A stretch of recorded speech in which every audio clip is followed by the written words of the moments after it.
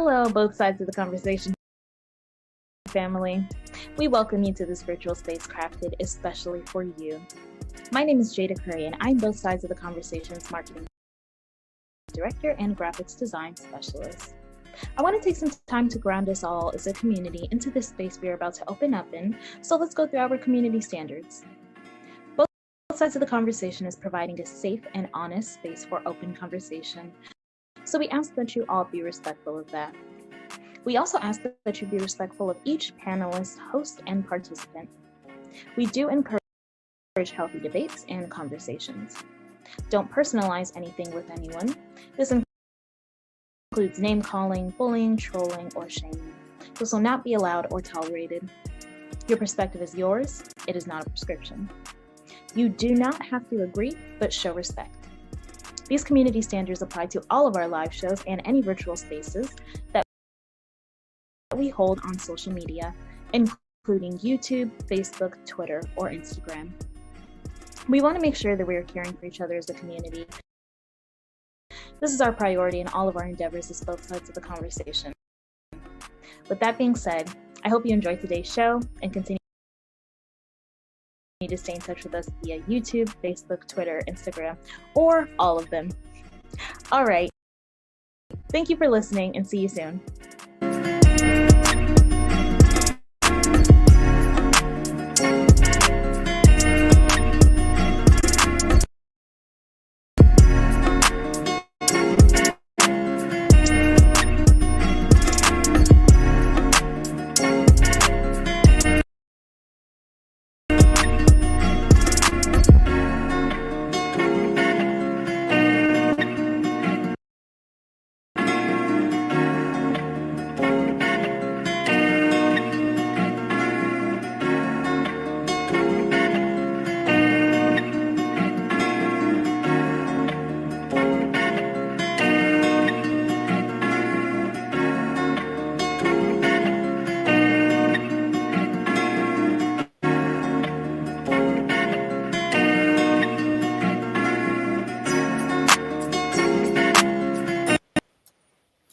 Welcome, everybody, to both sides of the conversation. I'm John Henry, Executive Director. Today is Tuesday, so you know what that means. We're going to have another segment of our Hidden Gem. Y'all know every Tuesday we are here at 7 o'clock. We are talking about our business owners, our community leaders, our folks that are doing positive things to impact the community. So we are excited today. We have some phenomenal gems that's coming on tonight. And just want to say a couple of things to the community. I know the storm has come through. Our Wi-Fi has been in and out. Things been happening, but I know community folks are still pushing through. And we are excited here today. So with that being said, we'll get into a couple of our announcements, the world news, and things of that nature. And we're going to kick it off today. Hey, y'all don't see Pretty Tony here. She's on vacation, enjoying her birthday. So Pretty Tony, I know you watching as you traveling. Have a safe trip, and we love you, and we can't wait till you come back tonight. Community, you have to deal with the bishop. I am here tonight, holding it down for the team, all right? So with that being said, I want to get into a couple of things that I really want to bring out before we go into the world news announcements. One, yesterday was a phenomenal time out with community at the Martin Luther King March and all of the festivities that took place. It was great to see community come together back in San Francisco. The Freedom Train pulled up at 10 o'clock. The folks rallied in March. A lot of protests and things was going on, and everybody got up to Yerba Garden safely. A lot of our elected officials, community folks was out there. It was nice to finally see. I guess they really listened to me, huh?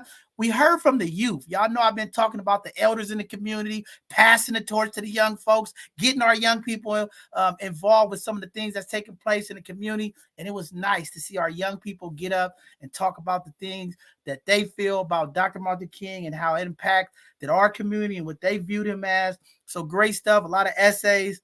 So just great to see the young folks in the community getting involved with these community events and making sure that their voices are uplifted and heard. Okay. So we was excited about that. Nice to see people in the community. A lot of folks came up to me the last 10 days. Y'all know I've been in the house on COVID, lockdown, trying to get back. And it was just nice to be back in the community with the people. But with saying that, okay, community, I want to make this announcement as well. This COVID is real. It is still passing through our community. All right. I was on a couple of the Department of Public Health calls today. All right. The numbers across the Bay Area are increasing. So we are here still encouraging our people in the community. Please put on a mask, safe distance, and take some of those measures because the numbers are going back up real fast. So this COVID is not out of the windwork yet. And this new variant is wrapping through our community. So please, community, do your part. Wash your hands. Be safe. Keep a safe distance. I know our folks, we like to walk around with no mask. It's hard to wear glasses and the mask is fogging up your glasses. But this COVID is real. It is still taking out lives in our community, and it is still impacting folks in our community. And I can testimony on it because I just came out of this 10-day isolation. So it is real. It is still happening. But I'm happy that I'm back in the community. And thank you for all the prayers, all of the love from the community folks who was checking on the bishop during these 10 days. We appreciate y'all, okay? But with that being said, also, I'm on a number of calls. Y'all know I'm with the people. I'm in their community. We got to do our part to make sure that we are doing our part to budget. We got some financial gurus that's going to be coming on. We are in a recession. Times are getting hard. I've been on a number of city calls. A lot of funding is being cut, and things are getting tighter. The housing market is slowing up. Interest rates is high, and everything is costing a little bit more. The job market is changing. So we want to make sure that we continue to bring on our financial folks to help our community during these times and making sure that they have all of the financial literacy education and all of the things that they need to be financially well off. And we want to pass generational wealth to our young people in the community. So we're going to bring on some more folks for our Educational Thursday to talk about money. But we are in a recession and money is getting tight. Discretionary funds are becoming harder to have. So community, let's all do our part to think about saving, things that we could cut back, things that we might not need, because this job market is changing rapidly here in the Bay Area.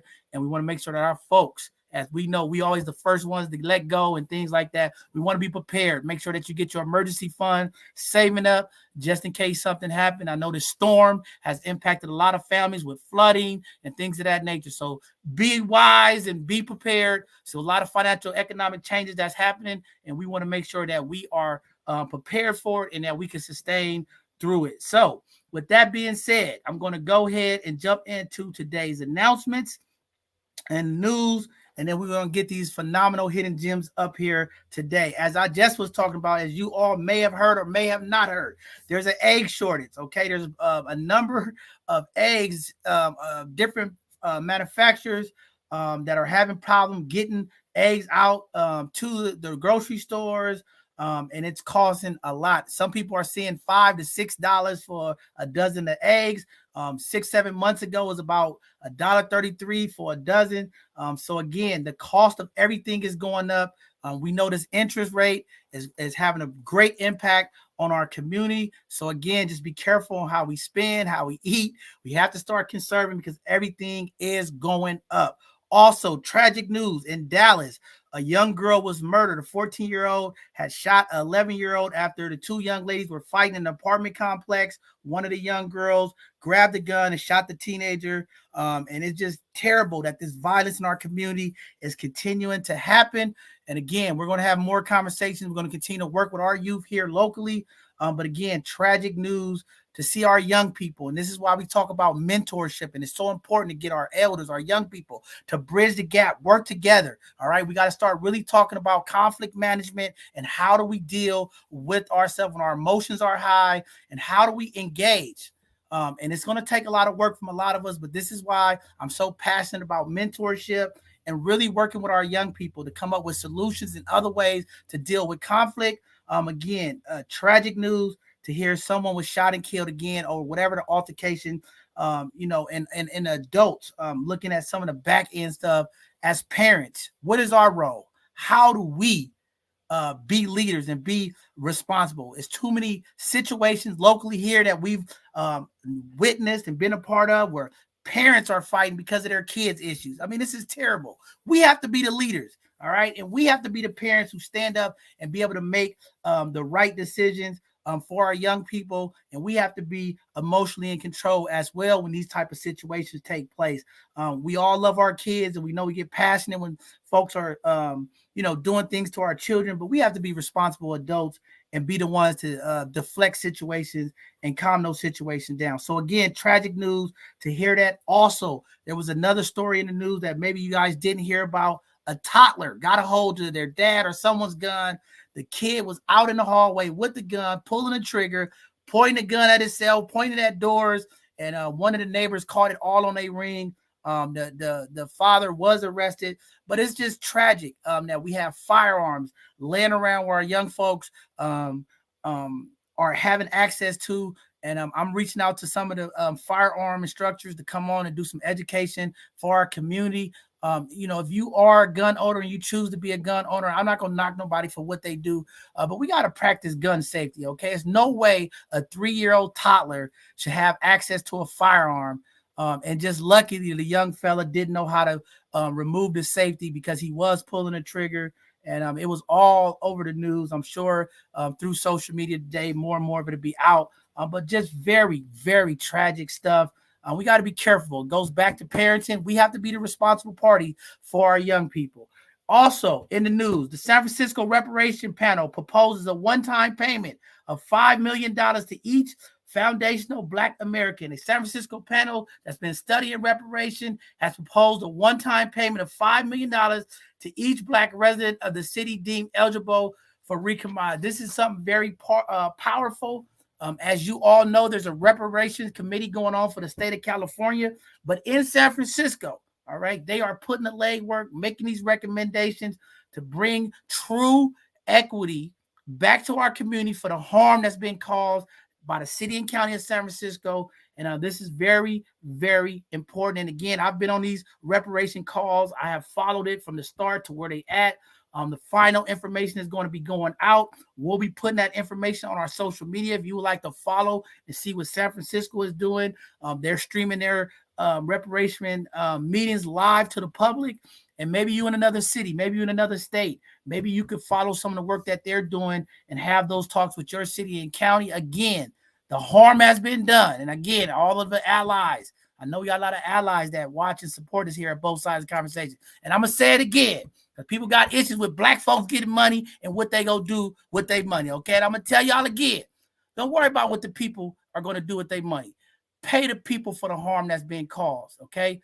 These type of funds going into the folks in our community in San Francisco, there's 6% Blacks, all right? It's a low number of folks in that city. A lot of folks been pushed out of that city. A lot of harm has been caused to the Black community by policies, by redevelopment, a number of things, all right? So at the end of the day, because I get these folks call me, why should we give Black folks this? Listen, those folks in Ukraine, they just sent billions of dollars. They one American stood up once and said, Joe Biden, why are you giving these people 50, 80, $100 billion, okay? So don't come talking to me about why my people get something that they deserve and been fighting for hundreds of years, all right? So I just want to put that out there. Don't want to stir it up tonight, but just wanted to put that out there because I get a lot of text messages and emails and people trying to message me about why Black folks shouldn't get reparations and they're going to do this and X, Y, Z. But I don't care if they buy cars, rims, whatever they want to do. Give the people their money, all right? That's coming from the bishop, y'all. All right. With that being said, I know I'm always going in. That's why they call me the bishop. All right. But we're going to go ahead and jump into our community events, update community, what's going on with some of the events. The first is the Dreamkeeper Initiative Community Updates is happening Wednesday, January 18th, 5:30 p.m. to 7 p.m. If you would like to know about what's going on with the Dreamkeeper Initiative, definitely you could check it out. There's a registration link up there and you can find out how to be a part of it, learn what's going on with some of the grants, some of the funding. This Dreamkeeper money is going back to the Black community. Mayor London Breed, our board president Shaman Walton, okay, they came together to pull $120 million from the police budget to put back to Black community, Black organization, and this money has been impacting our community tremendously. So again, the information is up on the screen. Go ahead and reach out and register if you would like to know more information about what's going on with that $120 million. And it's going to be a lot more things that they're working to make sure Black folks in San Francisco are impacted with this Dreamkeeper initiative. And we are excited about that. Also, the Strutters Room, Bayview Opera House is happening. There's a free dance workshop. Folks always asking, what's free? What can I get into? The Strutters. If you like to dance, do the robot. If you into dancing, okay, go to these workshop. Adults, young folks, on Wednesdays, January the 18th. They're going to be doing it on Wednesday through June 18th from 5:30 p.m. to 7:30 p.m. at the Bayview Opera House, and that is at 4703 3rd Street, San Francisco, California. There's a website you could go to sign up. And again, shout out to the people over there at the Bayview Opera House. They are doing an amazing job to bring programming and things to our community. Again, every resource is a benefit to our community. So shout out to those amazing folks, Miss Smiley, Miss D, all of the folks over there. We appreciate you and we love you here at both sides of the conversation. And thanks for keeping activities and programs for the people in our community. Also, we have a 2023 job fair that's going on. Community, listen up, because jobs is getting tight. Okay, young people, folks that's looking for work, make sure you have your resume together. Make sure you go dressed to impress. Okay, don't go in there with no t-shirts and jeans. Okay, come with your suit on, be ready. There's some organizations that's going to be hiring folks on the spot, interviewing folks on the spot. Be ready. You don't know what the opportunity may be, but it's going to be happening Saturdays, January the 21st, and on the 28th of this month from 10 a.m. to 1 p.m. They're going to be doing it on the 24th at the Tenderloin Recreation Center, and then on the 28th at the Hamilton Recreation Center. For more information, the email address is our website is up there on the screen. Please reach out again. Community, young folks, people transitioning out of college, get ready. Please come dressed for success. Bring your nice gear out. Make sure you have your references and your resume and be ready to go. There's a number of people hiring, all right? Great stuff.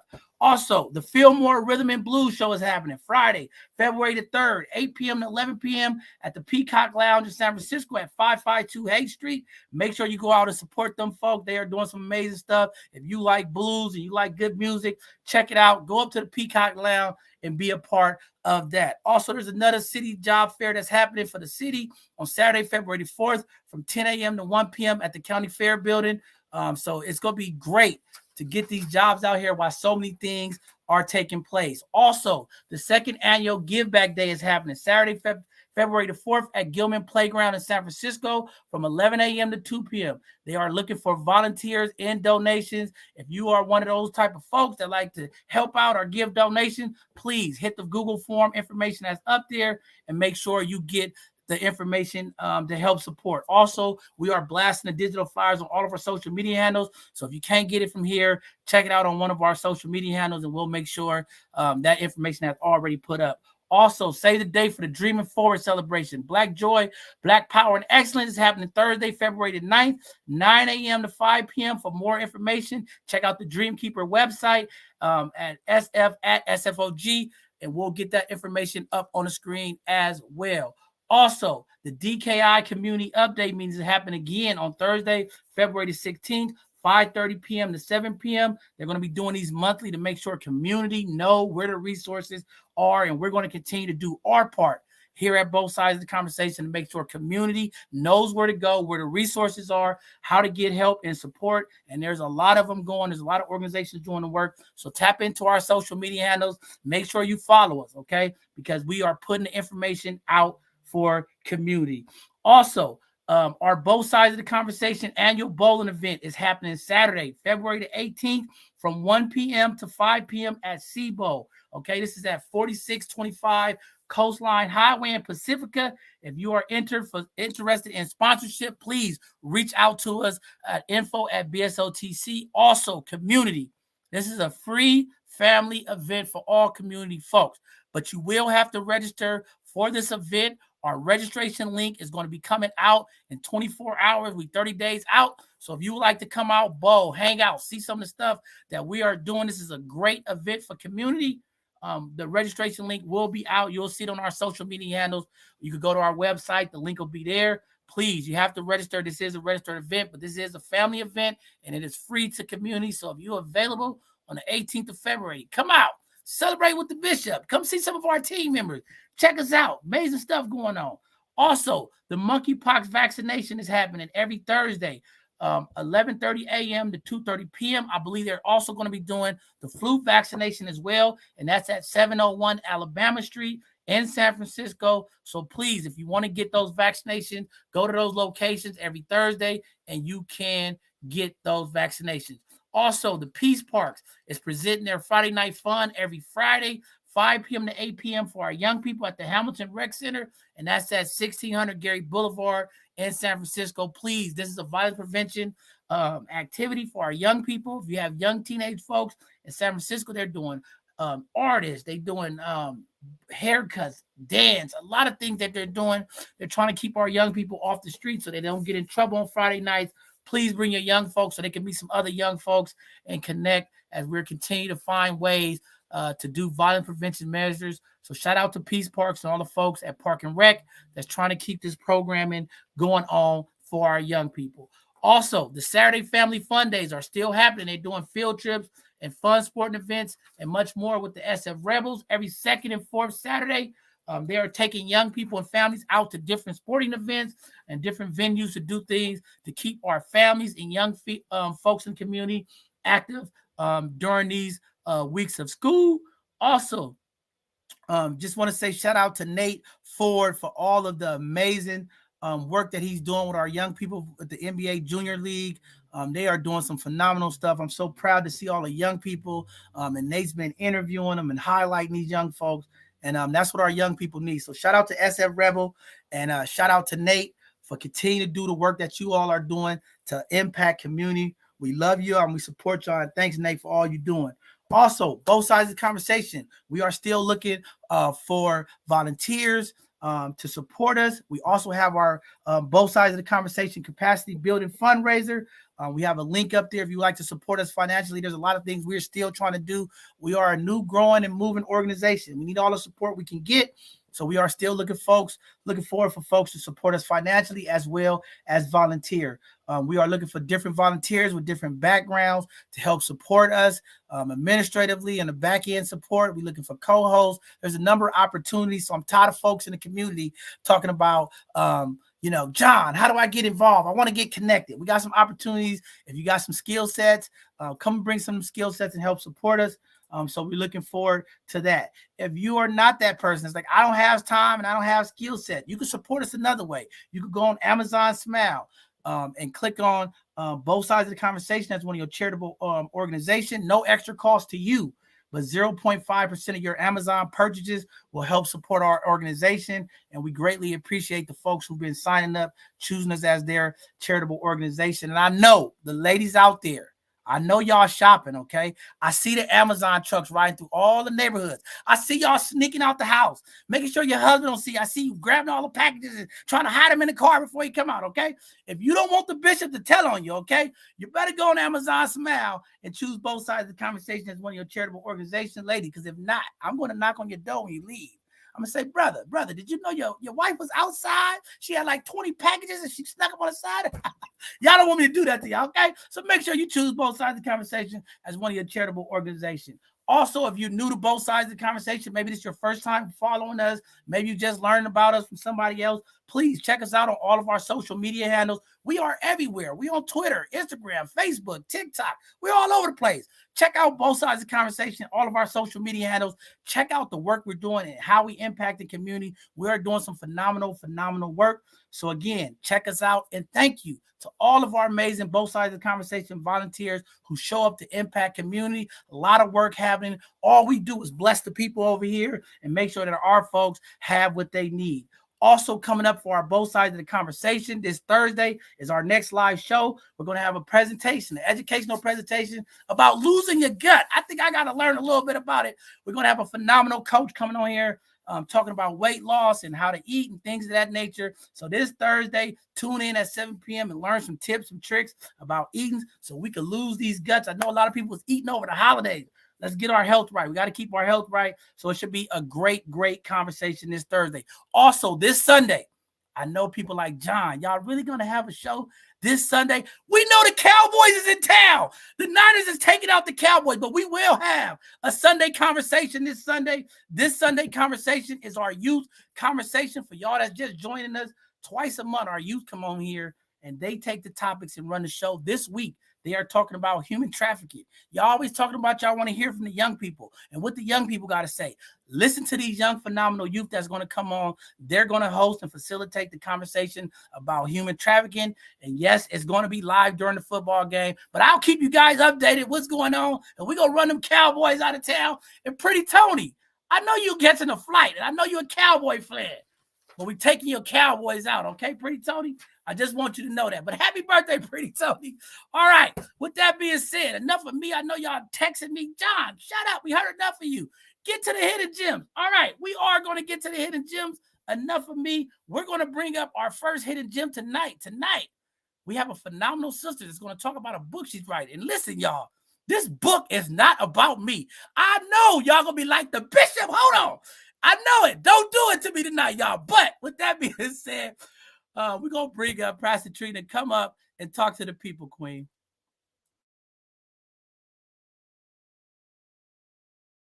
I love it. I love it. I love it. Thank you. Thank you. Thank you, Brother John. It is an honor to be here this evening. I love your energy and the whole presentation. Thank you for all of the important information that you've shared.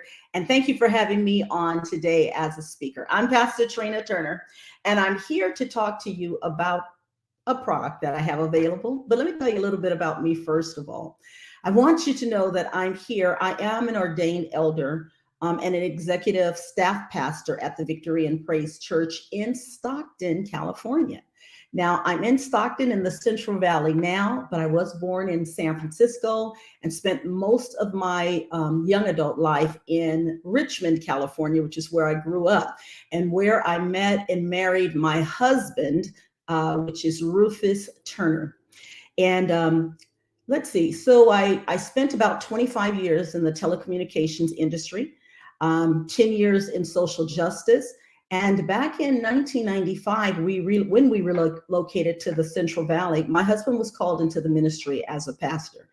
And you'll get an opportunity to learn a little bit about that more, because I want to get to the main point that Brother John is talking about. But through that process, God blessed the ministry that we were working with, doing many, many things in our community. As I mentioned, we do social justice work. We give out the clothes and the coats and the shoes, and we feed and we give out 55, 35, sometimes pallets of food to other organizations in the San Joaquin County area. But through the process, my husband ended up birthing additional churches. So we currently have 12 churches throughout California. So my husband was elevated to bishop. So throughout that time period, I started writing just some things down about the background, about my life, about things we are experiencing, things that we had exposure to, ups and downs. And I ended up putting those memoirs together, and I wrote a book, and this is what I want to talk to you about today. The book I wrote is called Sleeping with the Bishop. And it's not Brother John. My book is called Sleeping with the Bishop, and this is what I want to talk to you all about. I could fully appreciate all of the information that John was sharing earlier, talking about the calamity that we're seeing, all of the problem, all of the turmoil that continues to plague our communities. We know, though, that the church is, for many of us, the bedrock of our communities, and it's a staple in our communities. And I think we have a phenomenal church, Victory and Praise in Stockton, but I know there are other many churches that are powerful institutions as well.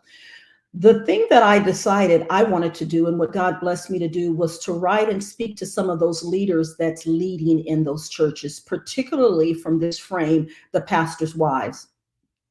I wanted our pastors' wives, I wanted our leaders, those that are in second command, to be grounded, healthy, feel like they have a voice, because oftentimes we come to churches with what our needs are, and we give very little thought to those that are actually sometimes leading while bleeding, sometimes struggling themselves while trying to pour all they know how into the communities that they serve.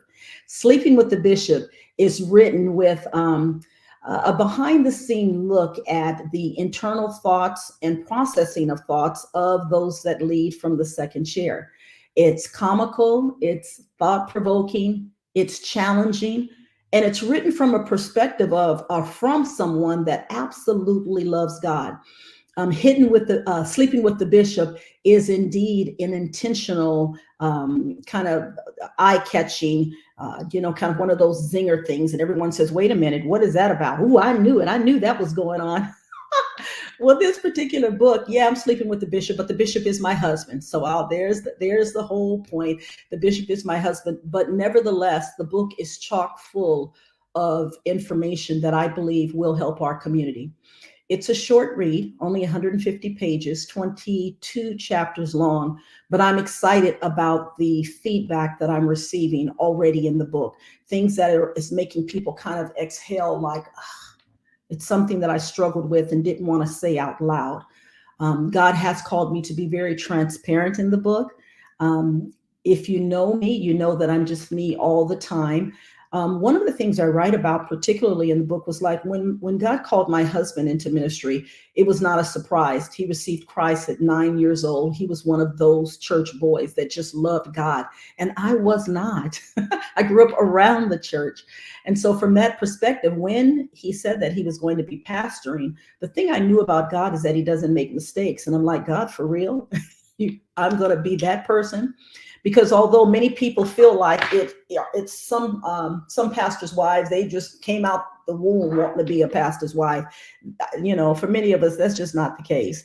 I didn't see it coming. I didn't expect it. It's nothing I ever prayed for. And yet I trusted the God in my husband. And because he was so sincere always about God, I knew it wasn't anything that he was making up. So I went into it, not begrudgingly. It was like, okay, God, if you called us to this position, here we go. And I just am going to be me the entire time. I've learned a lot through the years. We've now pastored, my husband, like I said, bishop over 12 churches. We've now been in ministry together going into 28 years. And through that process, I wish I can say it was all easy. It absolutely is not. It was a challenge. But I also want to tell you that it was not all bad news. We have seen some things. God has blessed us to go through some things, and I've learned some things. And through the book and the pages in this book is what I'm hoping to share with many others. My goal and hope for this book in the community is that, you see, I wrote here my copy. I know I should have shown you a brand new spanking new book, but the book is available on Amazon. It's available Barnes and Nobles, on Able Books. I'm sorry. It's on Books A Million, and let's see, a couple of other places. But if you Google Sleeping with the Bishop, at this point, it should come up with places that you can purchase this particular manuscript, this book that I've written. I'm proud of it, and I'm hoping that it will bless you. I want it to encourage our leaders to continue to lead, but lead well. Lead in a way that God will be pleasing unto God. Lead in a way that says that God loves all people and we love all people. One of my favorite chapters in the book that I like to talk about is one that basically talked about it's lest we offend. And it's a book that is a particular challenging time where I was faced with a situation where, let me stop and say this. The gospel is good, and it's not just good when it's convenient or easy. It's good all the time, and it's right all the time. And this book, this chapter I write about lest we offend is one where it was a challenge for me to decide, am I going to just talk about God's word, or am I going to live God's word? And yeah, so I want you to get the book and read about that. I would encourage you, invite me to your book clubs. I love talking about it. I don't want to give away too much right now because I want you to get the book and read. I think it'll bless you. Get it for your pastors' wives. It is not just for women. The book is for men and women, and I'm hoping everyone will read it. So, Brother John, that's what I got for you today. Well, talk to me. Sleeping with the bishop. I gotta talk to you. The bishop asked a question because you just started a firecracker. My phone is going off the hook. He's like, sleeping with the bishop. I gotta get this book now. You didn't woke everybody up. Now they want to know about what's going on with the bishop. But one, I want to say congratulations to write the book, and I want you to know here at both sides of the conversation, we will pick up a few of those copies and bless some of the folks in our community. One of the things that we do is when folks come on our Hidden Gem shows to promote their business or whatever they're doing, we try to do our part and support them. So we're going to pick up some of those copies, and I want to get a signed copy from you and the bishop. Okay, I'm gonna read it again, get one for the. But I want to ask a couple of questions because I think you hit on a number of things. I know you kept it short to get people to buy the book, and you talked about leadership. And there's a crisis right now in the pulpit. Okay, and we have to have these real conversations in the Black community. And I ain't gonna get too far in it because we're gonna save this for a Sunday conversation. But some of the elders in our community, during the pandemic, we know the church numbers kind of changed as people were in house, and as people are coming back out of the house and getting back in the community, our pastors are seeing low numbers in the church. And, we always talk about leadership. We always talk about how we convene and bring people together. There's a lot of changes happening. There's so many controversial issues when it comes to spirituality and pastors in the community. How do we change that narrative, right? Because you got these mega churches now. You got, church on these celebrity shows, right? Everybody's driving Mercedes and flying on yachts and all of this stuff.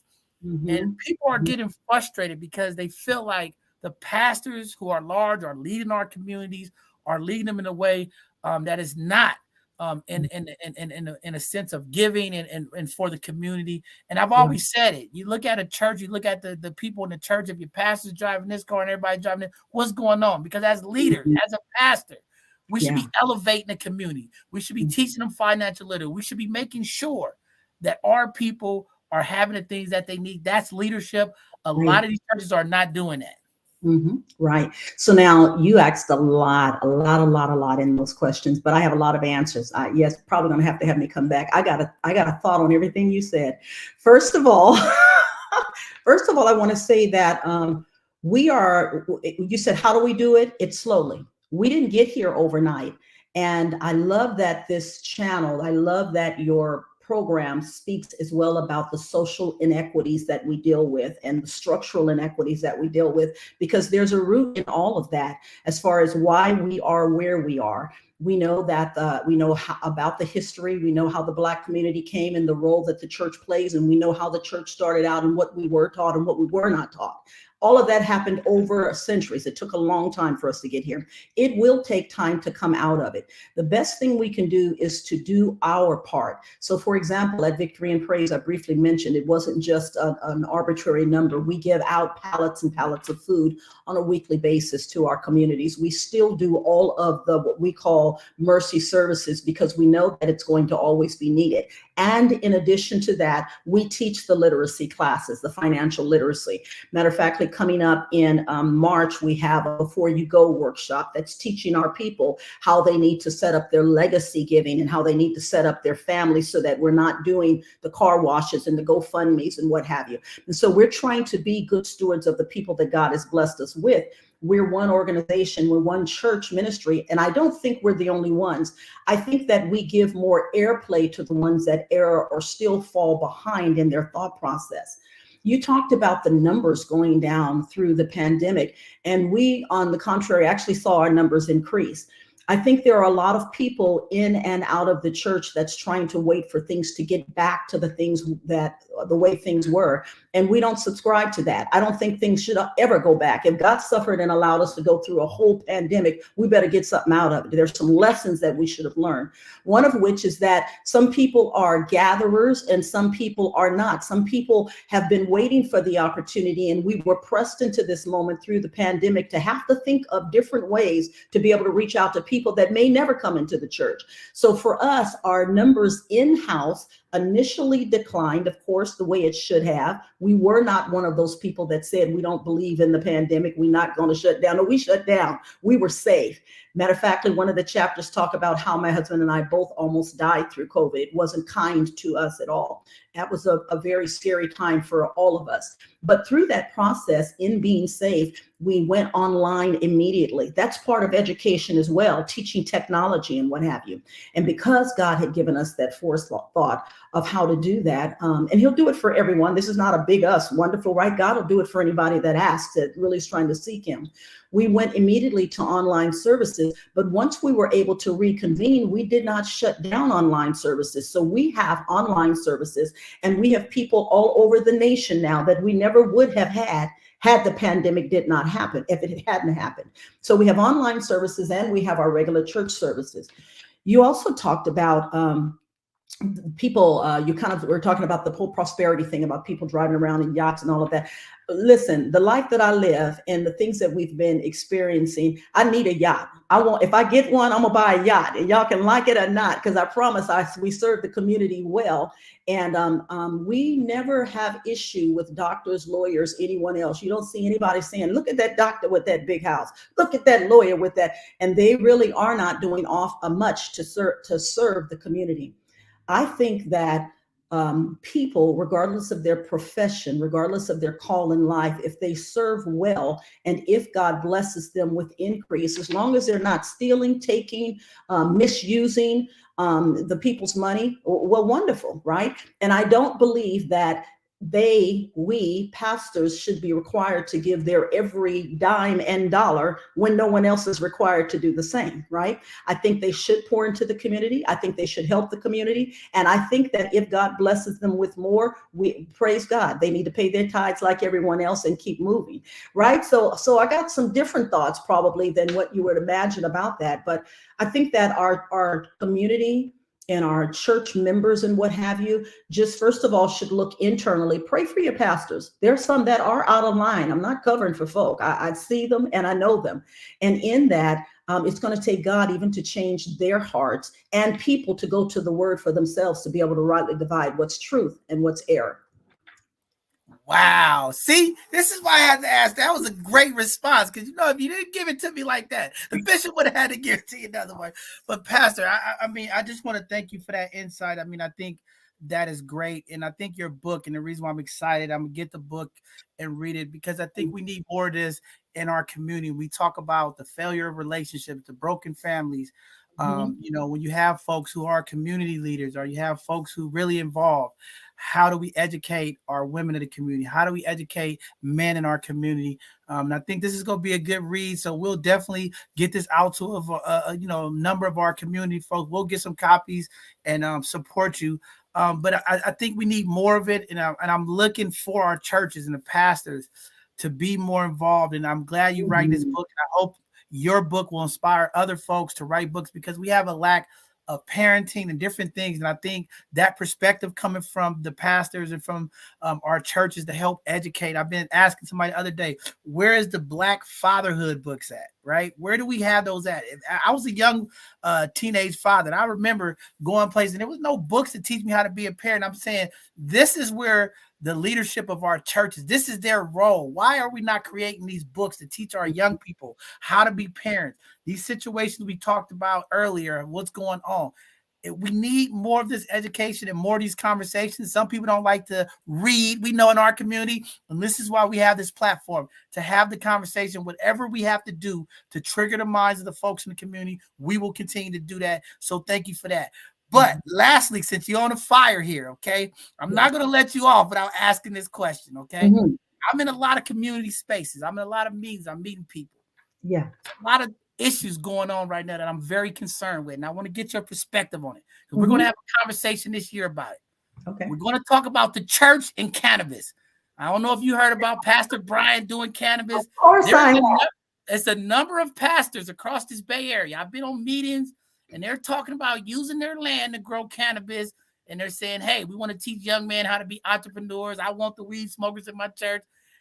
I don't agree with it, but I want to hear your perspective, because a lot of churches are going to this model and they're thinking about growing cannabis, and they saying the church is part of the community. This is God's trees, and other businesses are profiting on it. I always feel that the church should be a sacred place. We have to have somewhere where the people in the community can know where the line is drawn.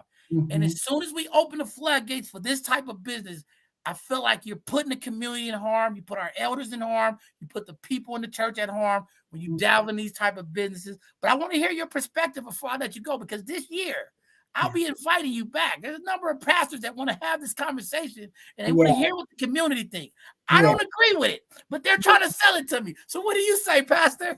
Yeah, I say that I have to proceed really carefully and cautiously, because the word of God says all things lawful, not expedient, meaning that it may or may not be law, but it may not be the right thing for you. And it could be the right thing for someone else. I'm not waffling, but hear me in this.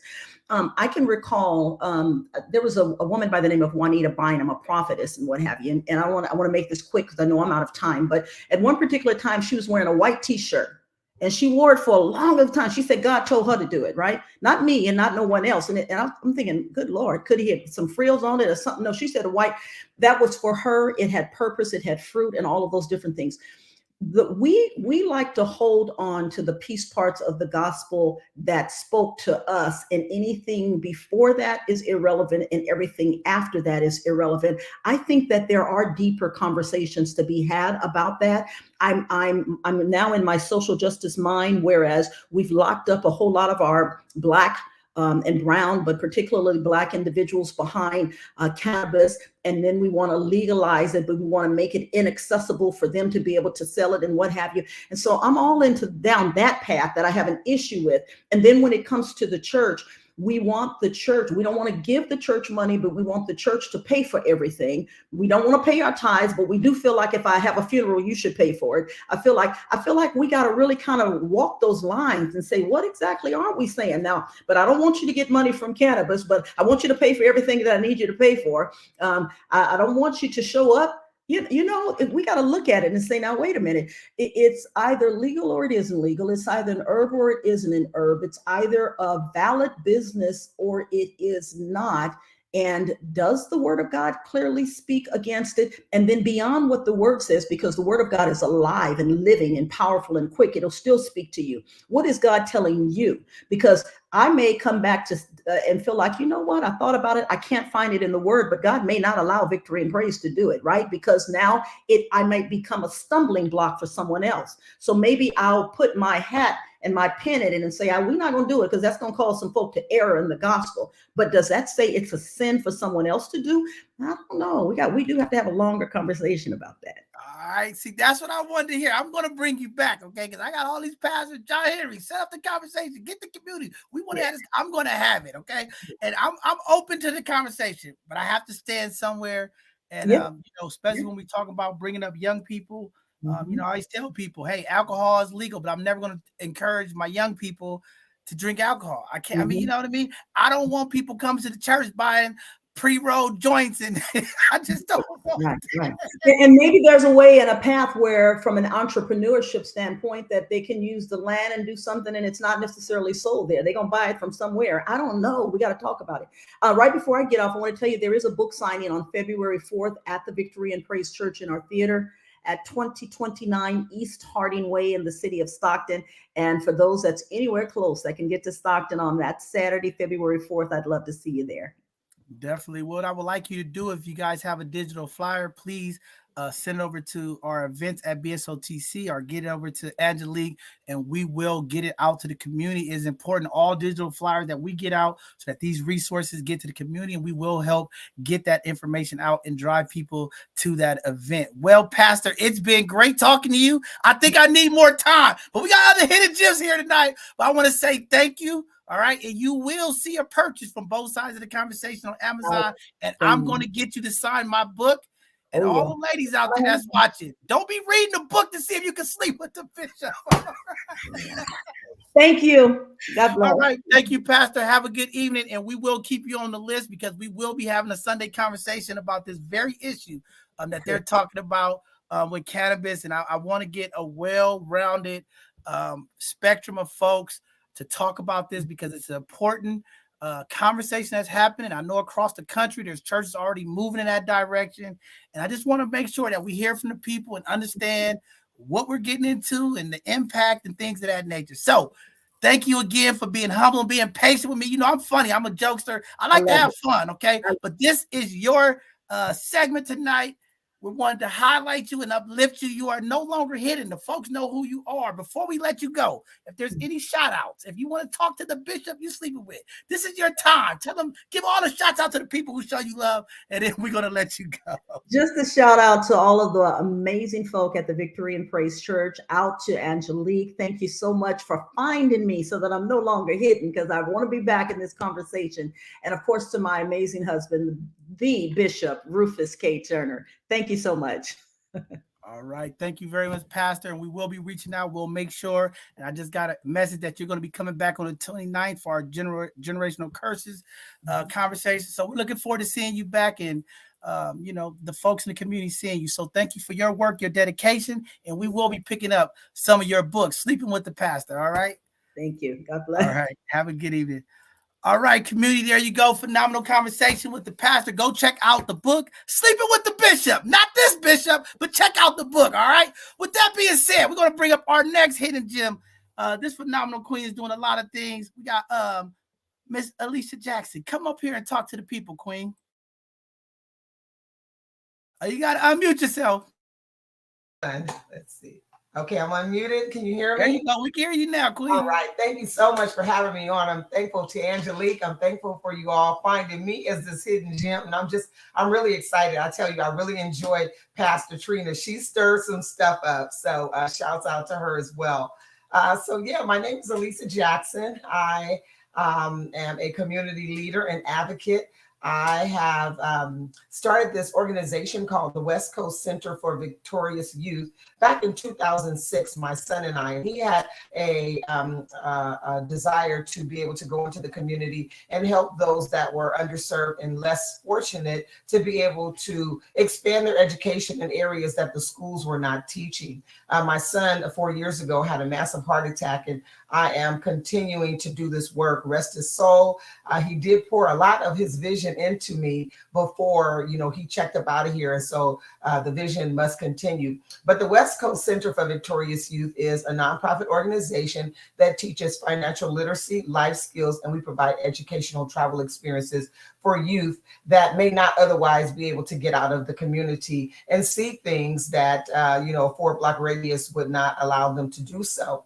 And so financial literacy, as you know, is not something that is taught in the school. And I just have a passion to believe that if you didn't come from wealth, that you should leave wealth. As the scripture says, that a good man leaves an inheritance to his children's children. And so, unfortunately, when my son passed, I was fortunate to be able to purchase a home for myself, purchase a home for him, and then be able to sell that house to be able to give that legacy to my grandchildren while they're here. And I'm able to see where that money is going to be able to help to fund their education and things like that. But I'm really passionate about creating wealth. I'm really passionate about the community.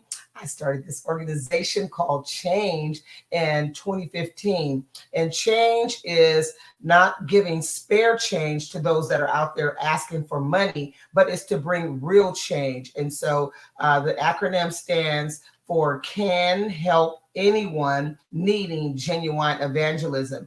And the passion behind it is that there are city leaders and government officials and people in high places that are not paying attention to those that are laying on the city streets, that are in the trenches, that are homeless, have lost their homes. And through all of the things that are happening and changes that are happening in the communities, they're just left there. My heart is grieved. My heart is so passionate about being able to go out and do my part. If I could save the world, I could, but just a few souls at a time, a few people at a time. And so I drive public transportation and I see people in bus stops, in doorways, and everyone sees it. You can't ignore it. You may try to turn your head and close your eyes and put a deaf ear, to your hearing, but you see these things that are going on in the community. And so with that, I said, I'm going to be the change that I want. So I started this program and I feed, I'm feeding, thousands of individuals, and I feed what I feed, what I eat.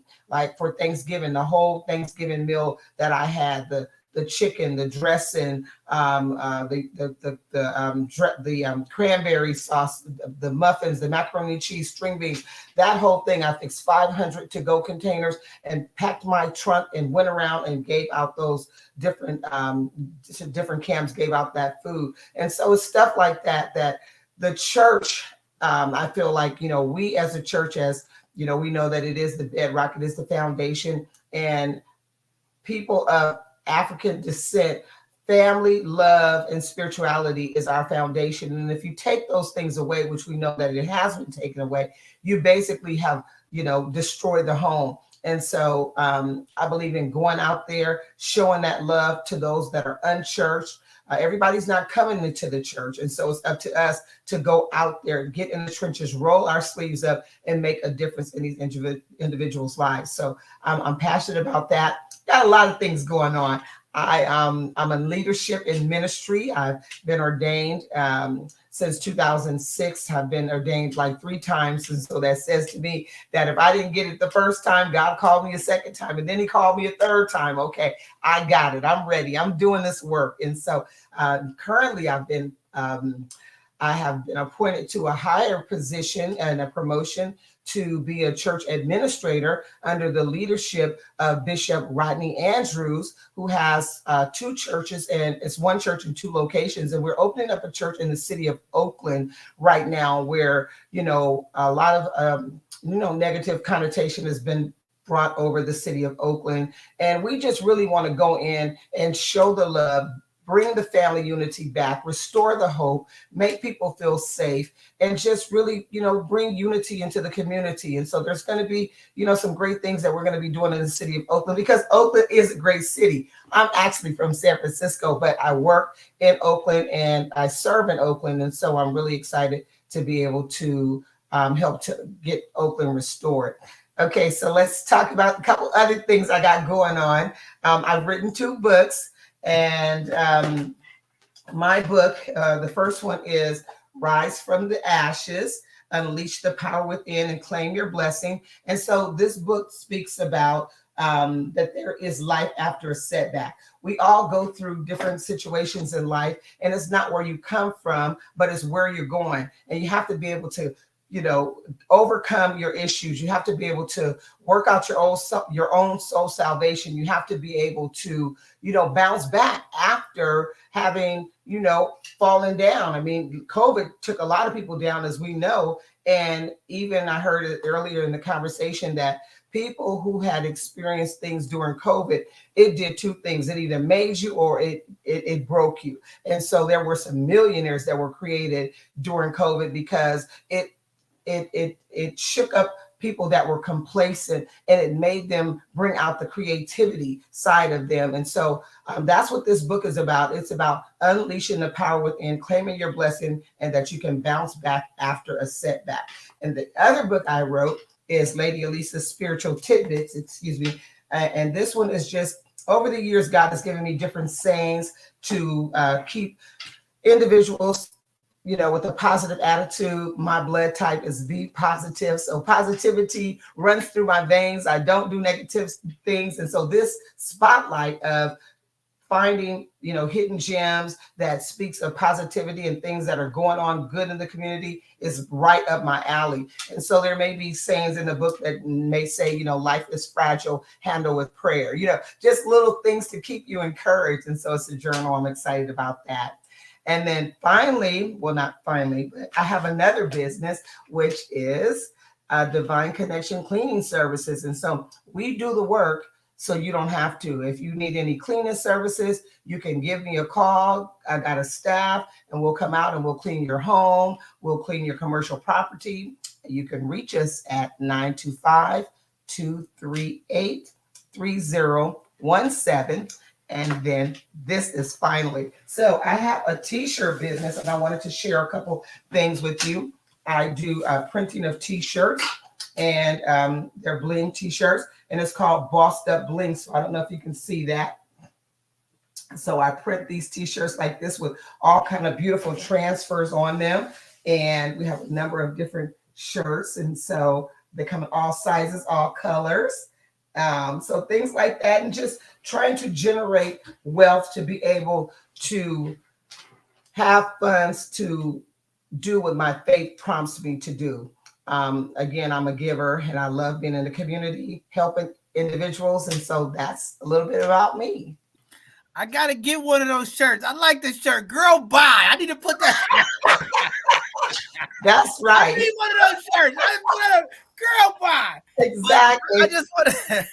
I want to say, whoa. I don't know where to start. You're doing a lot of good things. I mean, first, I wanted to say, to the work you're doing with the young people is very important. Yes. Today I put a quote on Facebook: "The brightest people help others shine." And I think that's what it is. And your testament of where you come from and where you're going. And then you waited to the end to say you're from San Francisco. I was gonna give you some Hunters Point love. I was like, well, yes, Hunters Point. Yeah, right. Hunters Point. Yes. But I really want to talk about the young people before we get into the books part. Because I think it's very powerful, that work. I do a lot of reentry work. That's one of the biggest things that we do here at both sides of the conversation. We're in the youth jail in San Francisco. We go around and deal with a lot of the youth that's high risk. And it's hard to get people to understand the dynamics of what our young people go through on a day-to-day. So to have somebody with your energy, your spirit, to be a blessing to young people, I think is very powerful. Our young people need it right now. And I think so many adults are lost with connecting with our young people. And I always tell folks in the community, to change the young people, to work with the young people. We don't change them, but to work with the young people, you have to connect with them before you correct them. And I think a lot of the elders in the community just want to correct young people and tell them what they're doing wrong, but not necessarily connect with them. And I think the more connecting that we could do, bridging the gap between the elders of the community and the young people, I think we'll have greater success and great impact on how we influence and how we help change the minds of our young people. But doing that work, you working with the young people, you have any tips or strategies? Because it's always parents watching our show, trying to figure out ways to connect with their children, the young people in the community. There's a lot of things going on with our young folks. What are some of the tips that you found over the years, mentorship, running your program, that really connects with young people, that get them to understand the seeds that you're dropping to help them grow? Yeah, I agree that it is a challenge right now. Prior to COVID, it was a little bit better, but it has been a challenge. And the main thing is to show them love and to connect with them. I'm Auntie Lisa. All the young people know me as Auntie Lisa. As I said, I drive public transportation. I'm out there in the mix. And once they know, I think like this, that the young people, once they know that there is a caring adult, most people like that have changed. I can say for myself, I grew up in foster care and in the system and things like that. But most people that have had tragic situations or lived in underserved communities that knew that there was a caring adult, that made the difference in their life. I remember my godmother, I remember those mentors, as you said. And so that's the connection, to let them know that you care about them, to be able to identify and not come in, browbeating or trying to change them, but accept them. And then once you have gained their trust, then, as you said, that you can begin to correct them. So it's the connection and it's the love and it's the acceptance. Wow, very powerful. Thank you for saying that, because our community needs to hear that. I always tell people, young people need consistency, okay? Yeah. Too many adults in their life show up and disappear, not just their daddies. Sometimes it's the mother, sometimes it's the grandmother. Consistency is everything. And I think that's the most important part of being consistent, showing up, even when things are not going right with them, being there to support them. So thank you for your program that you're running. And to all the other amazing folks out there that continue to work with our young folks. They need love. When I work with these young folks, it is attention and love and consistency that they're missing out on. That's really impacting our young folks, and they hold it in. They don't always talk about it. So just great to see you doing that work. And we appreciate you and wanted to highlight you for that. But also the books now, you're like a serial entrepreneur. How do you have time to do the books, the shirts, and all this? You sound like the bishop here, okay? I get 2 hours of sleep. Are you on 2 hours of sleep yet? Because I'm on 2 hours of sleep every day. I love it. And that's what they say about me. Like, how do you have time? And here's my motto: I can sleep when I'm dead. I got to work while it is day. You know what I mean? You only have so many hours in life, so much time in life. And so I just have a thing that I believe that I want God to pour me out as a drink offering up on this land, and everything that he put in me, just turn me upside down and just give it all to the earth while I'm here, you know. And so I wanted to share something about the light that you said. You know, there's a quote that says, always keep the light on, because you never know when somebody's trying to find their way home, right?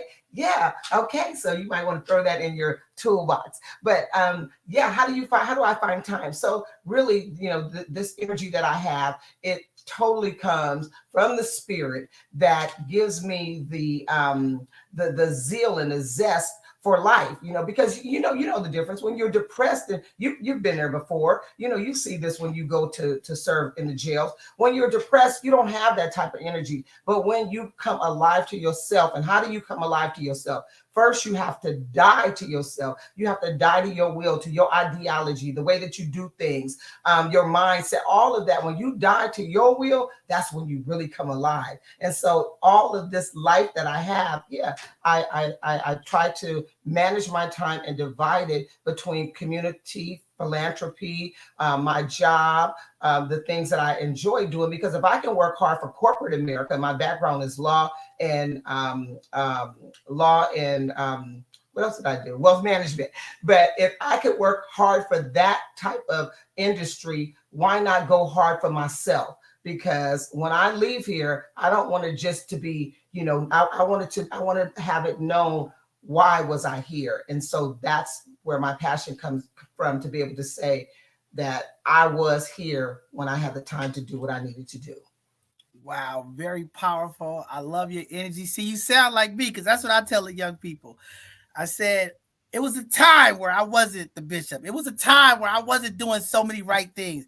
I stayed up all night hustling, okay? Yes. So if I could do it on the corner, I could definitely do it for the people. Exactly. But, I definitely love your energy. And I think one of the things that's so beautiful in your testimony and your story is being vulnerable. And that's one of the things that we're trying to be pushing and promoting here at both sides of the conversation, is these, not only these hidden gem shows, but these conversations. We have to get Black folks in our community comfortable with being vulnerable, talking about the life experiences. Yeah, I think when we're talking about changing the narrative, and we're talking about shifting the perspective, and we talk about parenting, a lot of these children I work with, they say, John, my parents tell me all this stuff. They don't never tell us about the wrong things they did. Right. And I think we have to have, with our teenagers especially, we have to have some truth. These young folks want to hear from their parents, say, Mom, you always tell me, what about the things you done wrong? Mm-hmm. You made your mistake, and now you got your degree, you're doing great, and you don't tell them about the slime you did at one time in your life.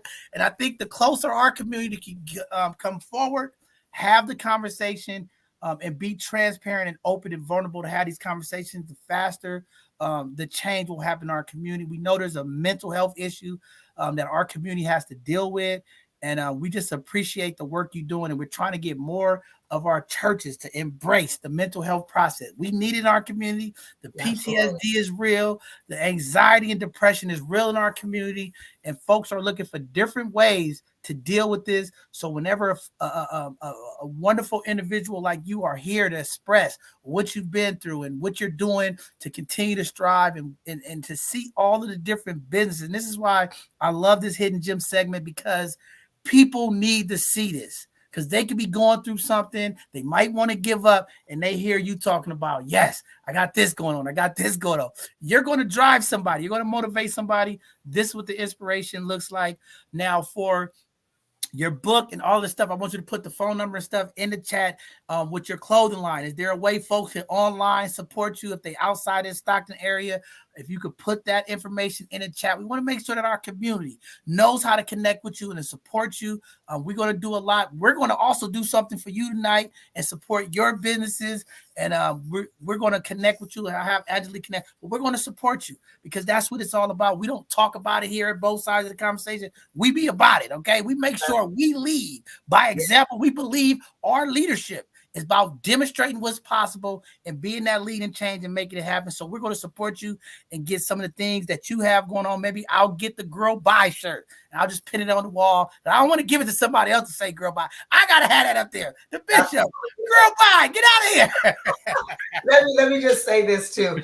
As I said that, that love makes the difference and that people change when they know that people care. Your staff, Angelique, her sister was my mentor. And so I've got 25 years of clean and sobriety, right? Her sister took me in at a time that I had lost my way and I was down. And she allowed me to stay with her for 18 months and restored my life back on the right path. And here I am today, 25 years later. But what would have happened to me had her sister not opened up her home and taken me in, because I was in the trenches and I was down and out? It's stuff like that that makes a difference. And that's why I believe in leadership. I believe in leading with excellence, and I believe in leading with love. So I just wanted to give a shout out to my beautiful mentor who is now gone on, and she's rooting for me from the balcony of heaven, Sister Judy. Right. All right. That's very beautiful. We also have to add there, we have to lead with humility and compassion. We got to get more folks to lead with humility and compassion. But very powerful stuff. And we thank you, Queen. And we, we'll just continue to support you, and more blessings come to you and the work you're doing. Keep that energy, keep that fire, and keep those young people first, and make sure that you give the torch to the young people. That's what we're going to do. And definitely thanks to Angelique. She is a blessing. She is a phenomenal gym, doing a lot of things. And we just blessed to have her part of this Both Sides of the Conversation. And now all of you are part of the Both Sides of the Conversation. Stay connected. We'll be out blessing the people. All right. With that being said, is there any shout outs? Anybody want to show any love or promote before we let you go and bring up the last hidden gem for tonight, sister? Yes, I just want to say thank you, first of all, to my Lord and personal Savior, who and with which nothing could be done without him. Got to give him the shouts because he deserves all the praise and all the glory. I want to thank my current pastor, Bishop Rodney Andrews of Comeback Christian Center of Sacramento, as well as Oakland. I also want to thank my previous pastor, Apostle Ross D. Garrison Jr. and Shannon Garrison, who had a major part in my life, as well as my friends Colleen and Beverly and all of the beautiful people who support my work in the community. And thank you so much for having me. I do appreciate you having me here today. No problem. Thank you very much. That's what we here do. We want to give our folks the flowers, the opportunity to promote. Why they here? Too many times the leaders, the phenomenal people of our community, we hear about all of the great things when we put them to rest. So this is why we have this segment, to uplift the peoples. Thank you for the work you continue to do. And we just pray that God keeps that energy and that light shining on you to continue to touch our young people. We got a lot of work to do in our community. But again, with folks like you and the pastor, I feel like we're going to get there. Some great people out here. Thank you again. We're going to get some of your stuff. We're going to have Angelique connect with you, and I'll make sure that our purchasing team get out and pick up some of y'all materials, your books, and maybe some of your stuff to support you and get the information into the private chat, so we can make sure that our folks who are watching can go on your online store or however they can connect with you to pick up some of your merchandise. So thank you again for being here. Anything we can do to help support, let us know. If you have a book sign or any events you like people to come, please send us the digital flyer ahead of time so we can get out to the community so folks can show up and support you. All right. Thank you so much. No problem. Thank you. Have a good evening, Queen. All right. We got our last hidden gem. He's a king. He waited patiently. He gave the queens the floor first. Now we're going to bring up the king tonight. Brother Sam, welcome to Both Sides of the Conversation. How you doing tonight, King? Dude, we got to unmute you first, brother. We got to get you set up. Get unmuted, brother. You see, you've been patient so long, you forgot to unmute. Yeah, go ahead, King. Right. I'm pretty good at yourself. All right, brother. Go and talk to the people and tell them what you're doing and give them a little bit of background about you, brother.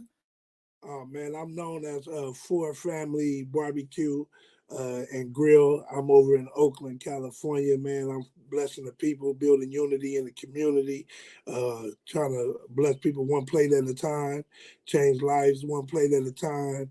And through the community, I give out food to the people. I drive around, bless those that's less fortunate. I'm open in the rain. If it's storming, I'm out there, but I am a product of the community. I come from the community. Listening to the ladies speak about the churches, I grew up in a church home, and it was a lot of difficult things happening around the church, in the neighborhood, and I just wanted to be different. I wanted to be that person that just go out there, and it wasn't always just about the gospel, but a familiar, being a familiar face.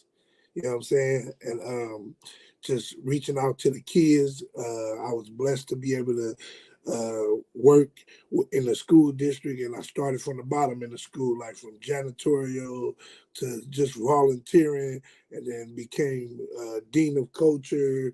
Now I have my own mentor program through the school and reaching out to children. And I heard you speak about like the mental health and anxiety that, man, a lot of people going through it, a lot of different ages that you wouldn't believe. A lot of people wouldn't understand. And so I'm the person they can come to, that they can vent, and we can have these real conversations. We got a lot of young people that's dealing with death at a too early age that they don't even understand what's going on.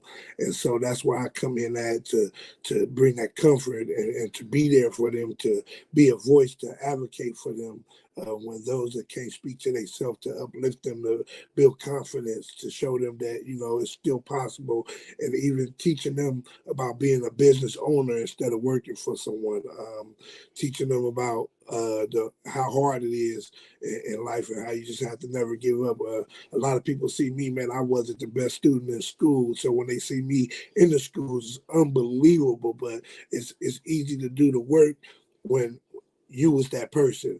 So I can relate to what kids is going through. I can relate to the kids that didn't have a parent or fatherless. I can relate to those that didn't have someone to feel loved or communicate with about situations that was happening at home or off campus or on campus. So I'm that voice, I'm that ear for the children. Man, it's an amazing feeling. The things that I do is, I don't even expect to do this right here to be able to explain it to the people, because I don't do it for props. I just do it.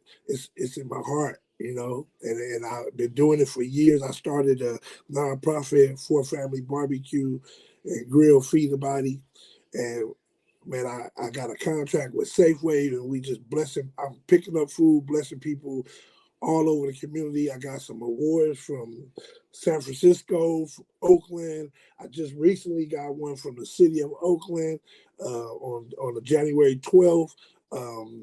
Man, we put together a program over at Bax.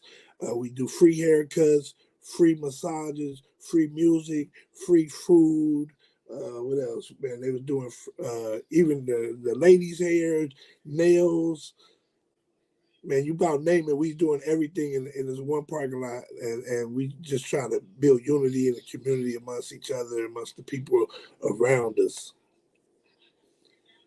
Wow, very powerful stuff, brother. You know, I got a lot of questions, but I mean, I think it's just phenomenal work, and I feel bad because soon as you talked about the barbecue and the food, we just did our both sides of the conversation. Our director of our unhoused program, we just did a big feed over in Oakland under Martin Luther King over there by the oil changes in West Oakland. For our folks that, you know, community knows this unhoused issue is impacting us all. But definitely what I want to do is I'm gonna have my team reach out to you, and maybe we could partner and do a feed together, and we'll buy the barbecue for you.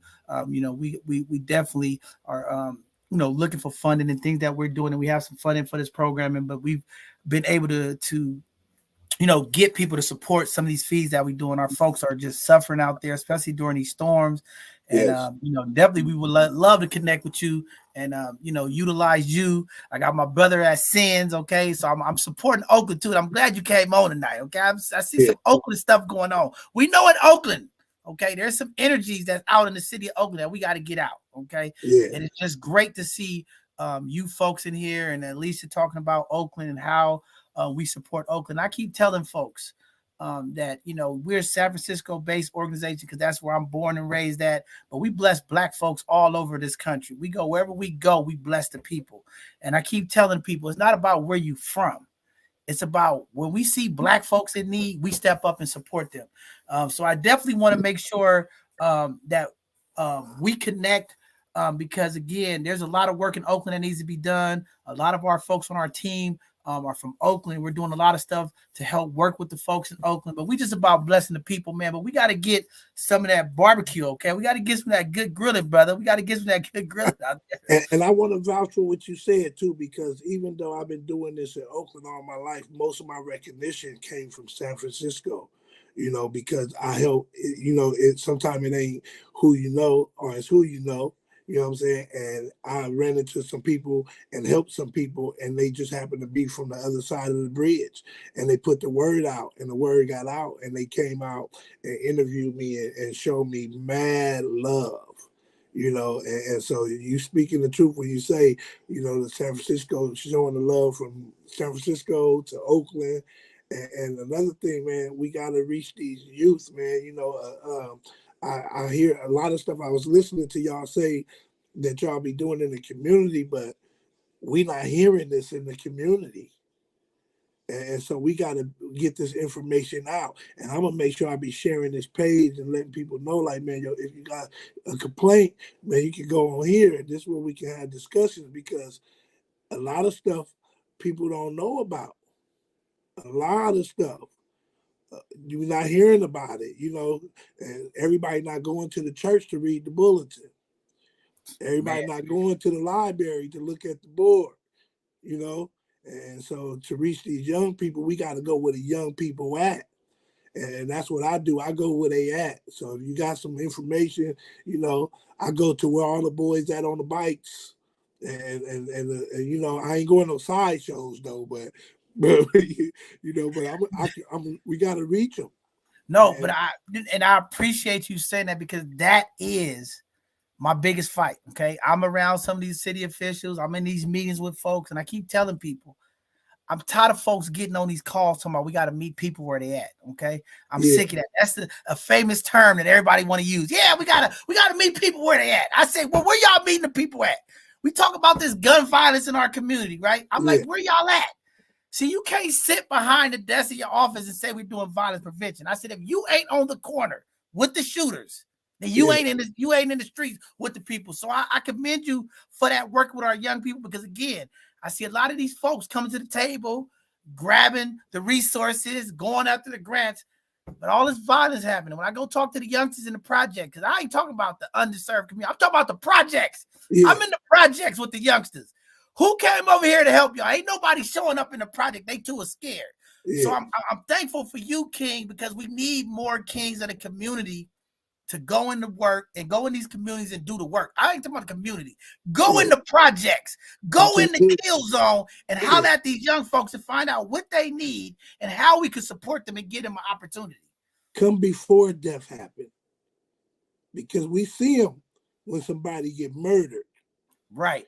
They show up, but come before it happened. You know what I'm saying?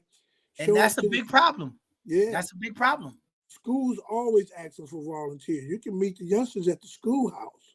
You can come there sometime and sign up and go talk to the fifth graders, because it started early now. And like you said, you heard about the kid that shot the other kid. So we got to get in these schools early now. They don't see our faces in there. They don't know. And then we get these teachers from other places, but nobody that's in our community showing up. It start at home too. Parents, all that. I think that's phenomenal. You said that, and I want to uplift that even more. But I want to say this, Sam. I want to say this. I agree with you. Black men need to volunteer more and get involved more. But I have an issue with a lot of our cities when it comes to Black male mentorship. Okay. There's always a lack of funding. When it's time for Black males to get paid to do the work, there's no funding. Or if it is funding, they only want to pay them $20 an hour. All right. And this is my argument. And to all of our elected officials out there listening, I don't care if you're in Oakland, D6. I'm talking to you, Loren Taylor. Everybody, listen up. We need to make sure that we are putting the money to the people. All right. Too many times, these city organizations, they are putting monies in these consultants' pockets. All right. I go to these meetings. They always want to give these consultants $5-10 million to come tell us how to work in our community. Why can't we put the money with the people that can do the work? Yeah. See, they'll pay a consultant $500 an hour. They'll pay a consultant $1,000 an hour. But the black man that's put his life on the risk, they got to go work with these young folk that 9 times out of 10, they'll listen to you. We only want to give you $25 an hour. We got to change that model. And they might keep us just for 1 year. So now we in and out of the kid's life. That's fast. Definitely. I mean, that's one of my biggest fights with this work. You know, we invest a lot of money. I see it not only in San Francisco, across this Bay Area. When it comes to consultants, we got all the money in the world. But as soon as I got to pay you, Sam, oh no, I got $25 for you, brother. We got to change this model. I'm tired of these corporations talking about equity, talking about inclusion. Include the people of the community. You want to spend your money, spend it with the people that's doing the work. We can no longer continue to allow consultants to come in here and suck up 90% of our budget and pay the people that got to be boots on the ground $25 an hour. Sam, we have to volunteer, but we also got to say, hey, these brothers is putting their lives on the line. They're working with the most dangerous young people. We have to pay them accordingly to the work that's being done, brother. Yeah, that's real talk. Man, I mean, and that's just what it is. But I appreciate, you know, what you're talking about, you're doing with the young folks, because we need more of it. I'm always encouraging more and more black males to get involved.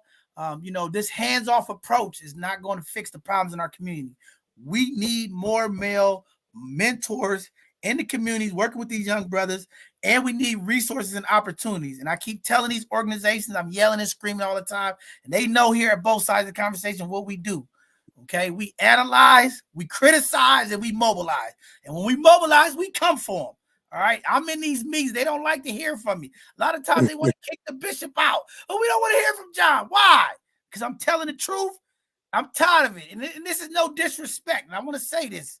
There's no disrespect to the women of our community. We have some phenomenal women and women-led organizations that are doing some phenomenal things for our community. All right.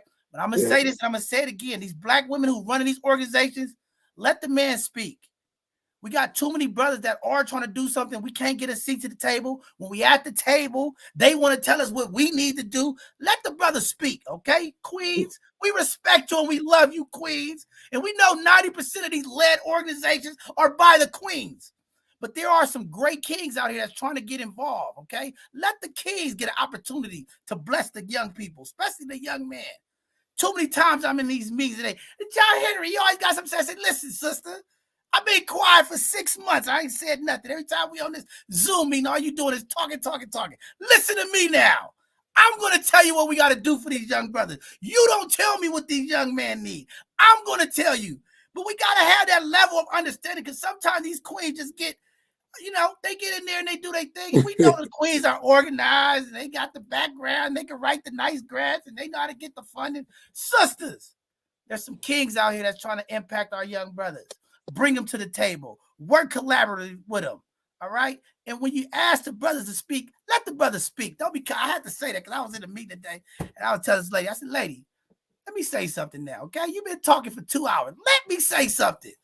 But we got to do that, King. But I appreciate the work that you're doing, brother. See, they got the bishop going. But I mean, it's just, that's what we have to do. But I would like to support you in any way that we can support you here at both sides of the conversation. I do a lot of work with young people on both sides of the Bay. For whatever reason, I was trying to get at the juvenile hall on 150th and whatever political issue they have, because I'm not an Oakland resident. It's been a challenge to get in there. But hopefully, with the work that they see we do and the impact that we have in the future endeavors, we'll get in a little bit more involved in Oakland, but definitely with the school district. I would like to come out and support you, brother. Let me know if I can be a hand of that too. I did that before. I took some young brothers up to the jailhouse before. So I would love to be a part of that again, man. You know, that helped change a lot of lives. We got a few of the kids that went on that jail visit ended up going to college that didn't like school, didn't want to be in school, and was trying to thug it. And after that jail visit, they seen the real deal. And the thought process changed on thugging. Man, no, definitely. I mean, we got to have that real conversation. I mean, and this Yeah, is why I get on these elders and these older folks, and as the youngsters call them, big homies. Okay, we yeah, got to have conversation with the man of the community too, because these big homies that these young brothers is looking up to is misleading our young folks. They are not guiding them in the way they need to be guided. So we need more strong kings and solidarity. There are a number of programming that is going on. My brother Craig is doing barbershop talk, a man space. So there is things happening. I don't want to say things are not happening, but what I wanted to say to you is, one, we're going to support your business. Whether it's have you cater one of our feeds or work with you on the feed. I got my brother Dion over at Sins in Oakland. We're going to do something with him. So we got a project to come feed some of the people in Oakland. And I would definitely like to use your business and his business to purchase our food. And we could collaborate and do it together, however you want to do it. And let's go bless some people in Oakland. oh yeah, for sure, for sure. Man, definitely. I got a trailer and a truck.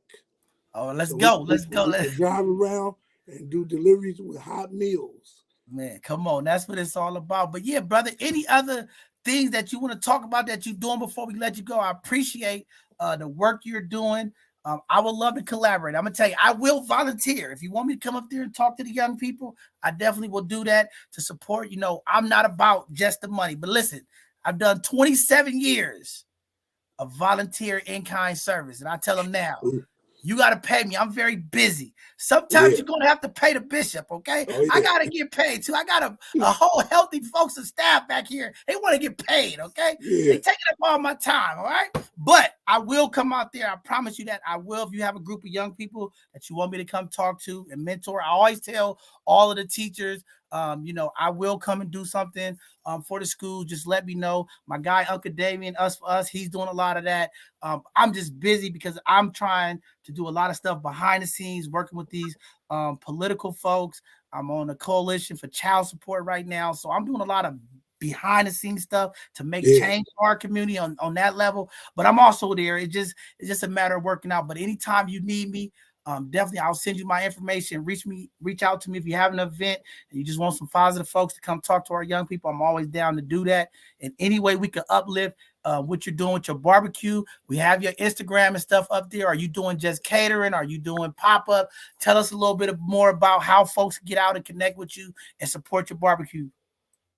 Oh man, I do it all, man. I'm doing catering, I'm curbside, I'm doing events, I create a party for you. However you want to have it done, I try to do it in your best interest. I believe in working for the people. So that's one thing that I do. So however they want the event to go, that's what we're doing. All right. Now tell me, do you got the smokehouse? Can you smoke some chicken? Oh yeah, I got smokehouse, I got smokers, I got big grills, and also on my truck, I kind of reach out for the younger generation too. So I specialize in steak. We do New York steak, T-bone steak, porterhouse steak. We do what is that?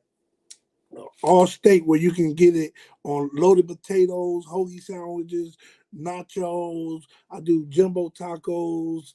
Man, I'm the steak man. You making me hungry now, brother. Okay, you making me. I haven't ate dinner yet. You're making me hungry. But listen, I'm going to support you. So that's one thing I do is, I'm a man of my word. Okay, and everybody on here, you can see some of our previous guests. I got books up here for people that I've supported. You can talk to them. We always support our people that come on here some kind of way. So again, I'll have my team reach out to you. And I'll have Ayana, who's running our director of unhoused programs, reach out to you as we put our cater vendor list together. Because, every time we're doing these things, we're trying to bless 200 plus people. And we'll put something together, make sure you're on that catering list, as well as Sins, and make sure that we impact our community, man. So we appreciate the work you're doing.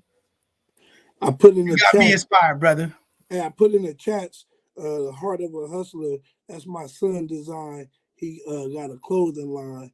You can look him up on Instagram as Heart of a Hustler.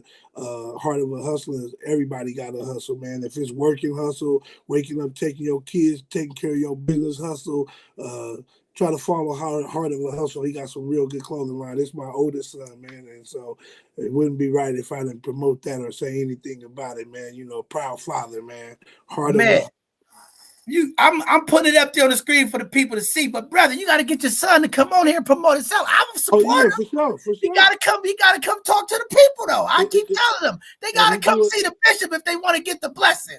All right, and then I'm gonna bless them another way too. So they got to come on. Tell them to come on here and promote himself. Yes, sir.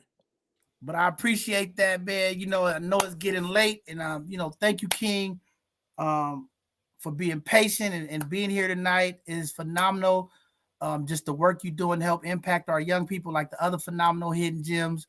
But again, anything I could do to help, please reach out, man. I'll show up and support your event. If you have any digital flyers, anything that you got going on that you want community folks to know about, please send them over so we can get it out to the community and show up to the event and uplift and support it. With that being said, if there's any last shout outs or any parting words you want to give to the community or any businesses, whatever you want, this is your time to do it before I give the benediction for today's show. Yeah, I want to just shout out everybody that come out and support Full Family Barbecue. I want to shout out my beautiful wife that's always got my back, always on my side. I want to shout out my kids. I want to shout out Angelique Shivers for put me on the show to give me this opportunity to meet somebody that's doing something better than me. I believe in hanging with better people will make you do better, strive better, and reach for better things. I want to I shout out God for waking me up for this opportunity, and I want to shout out everybody that thought that I couldn't do it, that I wouldn't do it, and I shouldn't do it. I want to shout them out, and I want to shout myself out for persevering and making it through the day and waking up and still going at it through COVID when they told me I couldn't and I shouldn't, and I'm still here. Shout out. Oh man, that was powerful, Sam. But one thing I gotta push back because I'm not doing better than you. I always tell people, we're not in competition. We just all doing our part. You just connected with somebody else that's doing their part. That's what it's all about. Networking. Today, you have connected with some powerful people. Don't believe the hype. It's a lot of stuff going on both sides of the conversation. There's a lot of people that you don't even know that's watching. Yes, sir. That will be reaching out because that's the power we have. Man, I had a brother on here. Let's get it cracking. 100 people went after the show to go purchase food from right there in Oakland, okay? The power of both sides of the conversation. It's real. Our followers is real. They know we lead the people by doing what the people's supposed to do. Bless the people, man. So thank you very much for that, Sam. And get your son on here so we can uplift him. I'll have Angelique connect with you to get all your contact information. I know we have mostly all of it, but just connect with you so I can connect you with the people on my team so that we can put something together and make sure we support your business. And I promise you, we will cater something with you. And we got a couple of businesses in Oakland that we're setting something up, and we'll get you out there. We go bless the people together, brother, side by side. You get what I'm saying? Yes, sir. All right. All right. With that being said, community, it is time. Y'all know every show. I told y'all, we got to give the benediction. No, I'm not an ordained pastor. No, but my team, the community, they have told me I am the bishop because I'm always preaching. And y'all know any preacher in the pulpit has to give a benediction. He has to recap what took place with the sermon for the day. But today, this is our hidden gems. So with that being said, y'all see I got my towel. I'm ready, okay? I'm going to give today's benediction to the people. All right, community, what you have heard from tonight is some amazing hidden gems. When you talk about perseverance and the things that can be done by hope, inspiration, love, the power of God, things can happen. It will move. You heard from some powerful queens talk about the things that they went through, where they at. You heard from the pastor talking about the amazing author book that she's wrote, Sleeping with the Bishop, not this bishop community, but Sleeping with the Bishop. It's some great information. There's gems and tools and everything that we read. Pick up a copy today, Sleeping with the Bishop. Maybe you'll learn something in your life, in your relationship that'll help you develop and grow. Maybe this book will teach you to move forward. Those are the things that we're seeking when we go for information. Sometimes you might not have the mentor. Sometimes you might have the person in your life that could give you the information that you need. But through this book, Sleeping with the Blessing might teach you something, a lesson, might give you some information that you need to help you in your life, your relationship, to make change. Maybe that is you. Check out the book today. You heard Alicia. Oh, she's an entrepreneur. Oh, she's a serial entrepreneur. She has the favor of the highest praise, okay? She is doing some amazing work. Check her out. Anybody that's connected with the youth, you saw the glow. You heard the story. You heard the things that she was doing. Get behind the queens and support them. Buy the book. Buy the clothes. Make sure you support those that are blessing those. Sometimes you can't do it, but maybe with your finances, maybe with your time, you could give back. You could represent the work that she is doing. You heard the shirt. Girl, buy. If you don't want to help, I'm going to just say, girl, buy. Leave, because we about uplifting each other. When we talk about the Black ecosystem, we're talking about spending our Black dollars with each other. I don't need Chanel. I don't need Gucci. We need to reach out to Alicia. Buy her gear. Wear her gear. You can tell the girls, buy. I'm not wearing Gucci. We wear, girl, buy. Go get some of that. Help and support the businesses. This is what we have to do. We are in times where entrepreneurship in the Black community has to come back. We are in times where we have to spend our dollars Black. Make sure the next time you spend your Black dollars, it's on Friday for Black Friday, every Friday. We're not waiting to Thanksgiving. We're going to uplift our community. Make sure every Friday you find a small business that you can support and uplift. Then finally, we heard from the king, the brother Sam, who has nothing but love in his soul, blessing the people. They always say to eat the food, it has to come cooked by love. It says the food will taste better when it's cooked by love. This brother is showing love to the young people, showing love to the community. His passion of cooking is taking off and blessing people in the community. Make sure the next time you ready to eat some of that finger rub good, make sure you reach out to Sam, the family, for a barbecue. Go out and check him out. He said he'll pop up. He'll cook the steaks. If you like steaks, maybe it is a filet. Go check him out and let him throw one on the grill for you. And get it from your people. Make sure it's from your people. Stop going to the other people. Spend your money with your people, man. And this is what this is all about.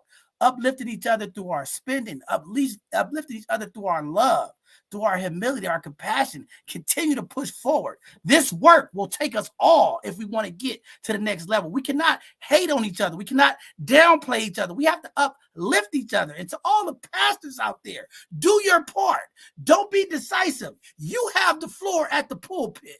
Make sure you are uniting the people and not dividing the people. Those are the real conversations that we have to have. There are more conversations that we will have here at both sides of the conversation. We thank you all for tuning in for this Hidden Gem segment. Very powerful stuff. If you tuned in late, go back and listen to the pastor. Go back and listen to Sister Jackson. Go back and listen to Sam. When we talk about Black excellence, when we talk about Black advancement, when we talk about Black wealth, listen to the conversation. You are in the presence of some phenomenal folks that's been here tonight. They are no longer hidden.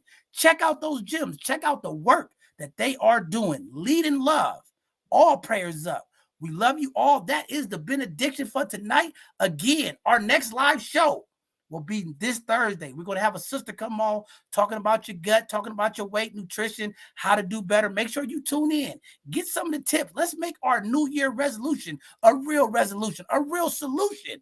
All right. She's going to give us some tips, some gems on how to eat better, how to take care of ourselves. And I think it's going to be great for our community as we have an increase in diabetes, heart disease. A number of things are impacting our community. Even if you want Sam's chicken, okay, if you want his steak, we want to make sure that you eat it right and make sure you're doing the right tools to keep yourself healthy and safe. And then this Sunday, our young people is here. This is always important. I encourage all of you elders, all of the folks in the community to turn in. I know the Niners in Dallas are playing. Make sure you tune in. Our young people are talking. As elders of the community, we must uplift and support the youth. This is their conversation. They're going to talk about human trafficking. They're going to talk about the impacts and what they see from a young person's mind. We can't keep saying we want to hear from the young folks, but we never tune in. Make sure you tune in this Sunday, support and uplift our youth so that they feel the power and the love of the community. With that being said, we are going to go ahead and end tonight's segment. Please, community, I know the storm is rolling out. There's still some areas that's impacted. Check on your loved ones. All right. Make sure y'all be safe. We got some clearing coming up here. Please, they said there's more storms to come this season. Make sure you take the time to clean out your gutters. Check around your house. If you have flooding, get prepared for the next storm. Don't wait until water's coming into your house. Make sure that you are checking on your loved ones. Also, this COVID is still spreading. I'm always going to do my part to educate the community. I just came off 10 days of isolation, tested positive for COVID. Community, put on a mask. If you're going to be around a lot of people, do your part to save social distance and do some of the protocols that was in place before. Protect yourself, protect the elders in your family. This COVID is spreading. We all have to do our part if we want to make this change. And then lastly, community, do your part to get involved.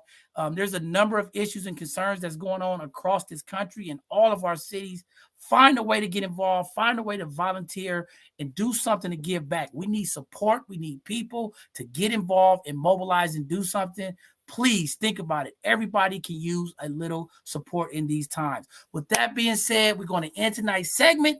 Thank you all for tuning in and putting up with the bishop tonight. Next week, Tony will be back to help me. Y'all can talk to Pretty Tony and the rest of our co-hosts. But thank you all for tuning in, and we're looking forward to seeing you at one of our next community events. And don't forget, our registration is coming out for our free bowling event. To all of the family members out there, bring your children, bring the kids, come out. It's a great time this President's Day weekend, and we'll be getting the information out to the community. We love y'all. Be safe. Good night now from the bishop.